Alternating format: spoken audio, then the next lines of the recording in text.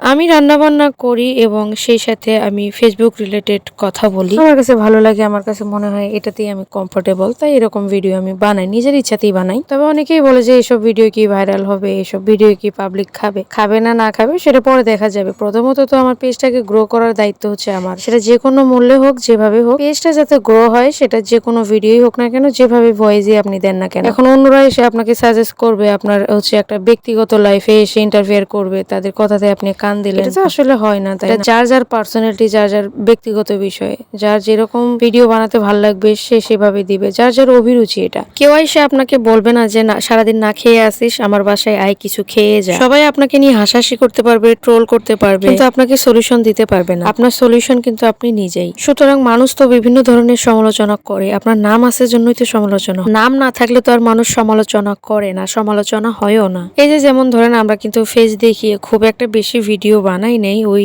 আপনি ধরেন শতকরা 2 থেকে 1টা ভিডিওই দেখতে পারবেন ফেস দেওয়া, এবং তার থেকে হচ্ছে কয়েকটা পিকচার দেখতে পারবেন, এই পর্যন্ত। এই নিয়েই যেভাবে ট্রোল করা হচ্ছে রীতিমতো, আর যারা হচ্ছে ফেস দেখিয়ে বিভিন্ন ধরনের ভিডিও বানিয়ে যাচ্ছে, যারা এই যে খুললাম বক বক করে ফেসবুকের মধ্যে আইসা বিভিন্ন প্ল্যাটফর্মে যায়া, তাদের বিরুদ্ধে যে কত রকমের সমালোচনা হয় প্রতিদিন, নিউজ ফিডে নিউজ খুললে দেখতে পারবেন যে এই জিনিসগুলো যারা বেসিক্যালি ভাইরাল পারসন, এদেরকে নিয়ে প্রতিনিয়তই কিন্তু ট্রোল হয়। তো ওদেরকেই তো মানুষ ছাড় দেয় না। তার আমরা তো ভিডিওর আড়ালে আমরা কথা বলি, আমাদের ভিডিওর আড়ালে আমাদের ফেস লুকানো থাকে, তাহলে আমাদেরকে মানুষ ছাড় দিয়ে কথা বলে না, আর যারা ভাইরাল পারসন তাদেরকে ছাড় দিয়ে কথা বলবে? তো ওই জন্য বলি, নাম জোশ থাকলেই মানুষ সমালোচনা করবে, এই দুটো জিনিস না থাকলে তো আর মানুষ সমালোচনা করবে না, কারণ সমালোচনার মতো ঘাট থাকে না। মানুষ কিছু না করেও দেখবেন ঘরে বসে থাকলেও মানুষ ট্রেনে বের করতে চাইবে যে ও সারাদিন ঘরে কি করে, যে ও না জানি কি করতেছে, ঘরে কি কইরা ফালাইতেছে, ওই জিনিসটা নিয়েও মানুষ কিন্তু দেখা যায় সমালোচনা করতেছে, ট্রোল করতেছে। এগুলো হচ্ছে কিছু কিছু মানুষের